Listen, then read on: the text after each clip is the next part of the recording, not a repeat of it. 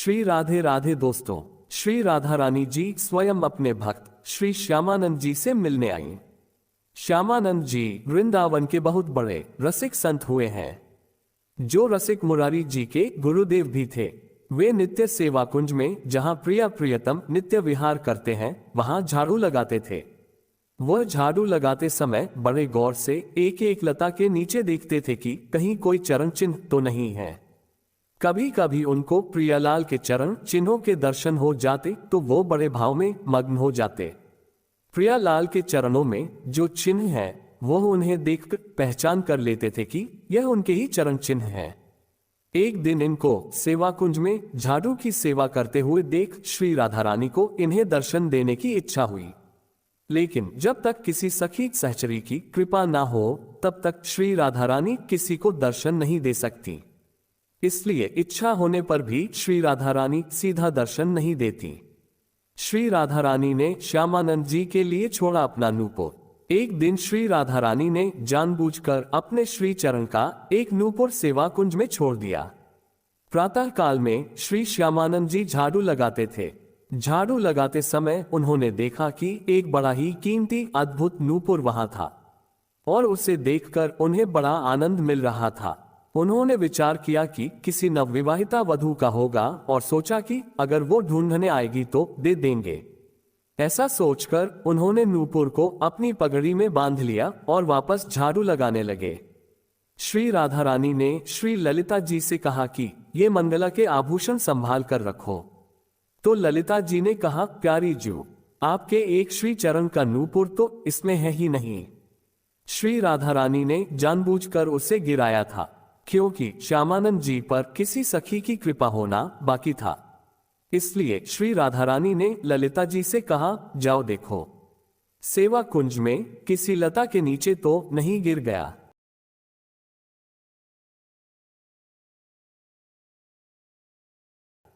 श्री ललिता सखी श्यामानंद जी से मिलने गईं। ललिता जू ने खोज प्रारंभ की तो देखा कि श्री श्यामानंद जी झाड़ू लगा रहे हैं और राधा राधा नाम जप रहे हैं। ललिता जी ने विचार किया, मैं अपने स्वरूप में जाकर इनसे नूपुर मांगूंगी तो अच्छा नहीं रहेगा। इसलिए वो साधारण वेश में गईं और कहने लगी कि बाबा, यहाँ झाड़ू लगाते हुए कोई नूपुर तो नहीं मिला, यदि मिला हो तो मुझे दे दीजिए। ललिता जी साधारण वेश में गई थी। उन्हें देखकर श्यामानंद जी बोले, वो नूपुर तुम्हारा तो नहीं हो सकता। ललिता जी बोली, मेरा नहीं, मेरी बहू का है, लाओ मुझे दे दो।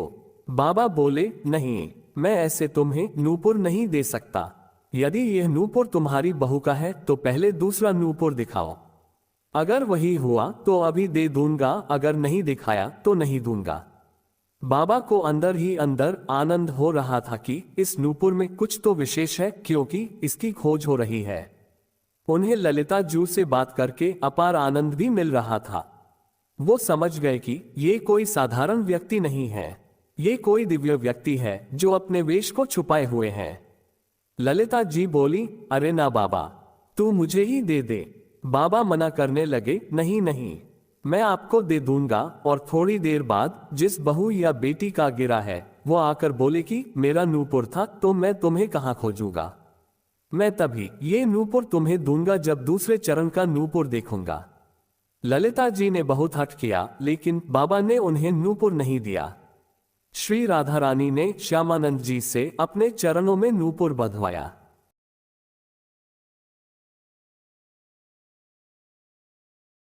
ललिता जू ने जाकर श्री राधा से बात की तो श्री जी ने कहा, सखी, अब तो मुझे ही जाना होगा, क्योंकि बाबा बहुत जिद्दी हैं। और देखो, ये रोज मेरी कुंज की झाड़ू की सेवा करते हैं, चलो इन्हें निहाल करते हैं। श्री जी जब किसी भक्त को दर्शन देने के लिए उतावली हो जाती हैं, तो स्वयं दर्शन का विधान बनाती हैं। श्री राधा रानी और ललिता जी श्यामानंद जी के पास आईं। ललिता जी ने बाबा से कहा, इनके चरणों की तरफ देखो, वही नूपुर है ना? ऐसा ही नूपुर तुम्हारे पास है ना? बाबा ने नूपुर देखा और कहा, हाँ वही है। ये कहते हुए और श्री जी की करुणा देखकर वह उनके चरणों में साष्टांग लौट गए। बाबा ने इशारा किया कि मैं बांध दूं। श्री जी ने हाँ में सिर हिलाया। बाबा ने श्री जी के चरणों में नूपुर बांधा और श्री जी ने अपना हाथ श्यामानंद महाप्रभु जी के मस्तक पर रखा।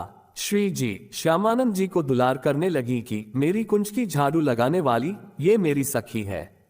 श्री जी बहुत प्रसन्न थी। बाबा फिर उनके चरणों में लौट गए।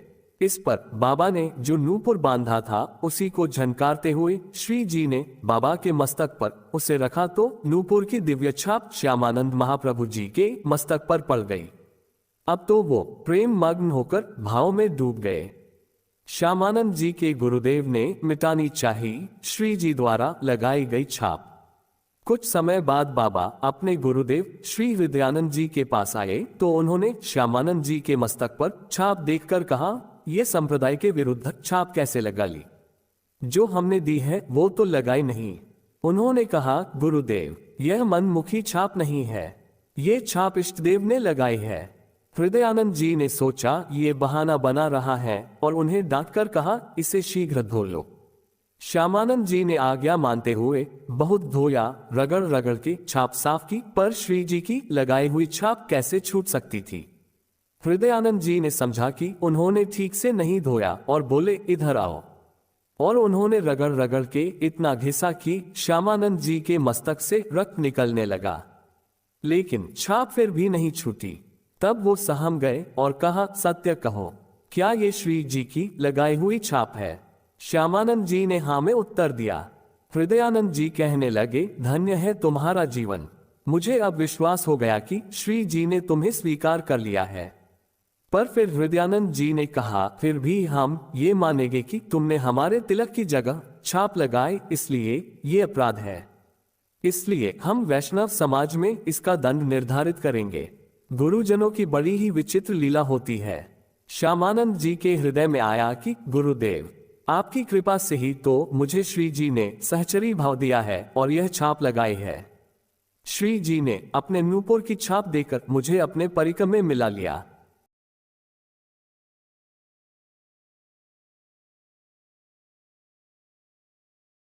हृदयानंद जी को वैष्णवों से मिला दंड। श्यामानंद जी का दंड निर्धारित करने के लिए वैष्णव समाज की सभा बुलाई गई। तभी श्री कृष्ण के सखा सुबल प्रकट हुए और उन्होंने पूरी वैष्णव मंडली के बीच में कहा, मैं साक्षी देता हूं कि इन्होंने अपने आप से छाप नहीं लगाई, स्वयं श्री राधा रानी जी ने प्रकट होकर छाप लगाई है। सुबल इतना बोलकर पास के ही एक तमाल वृक्ष में समा गए। तत्काल दिव्य वाणी हुई, हृदयानंद जी अब तो विश्वास कर ले कि तुम्हारा शिष्य वहां पहुंच चुका है जहां तुम्हारी भी पहुंच नहीं है। वह श्री जी के निज परिकर में मिल चुका है।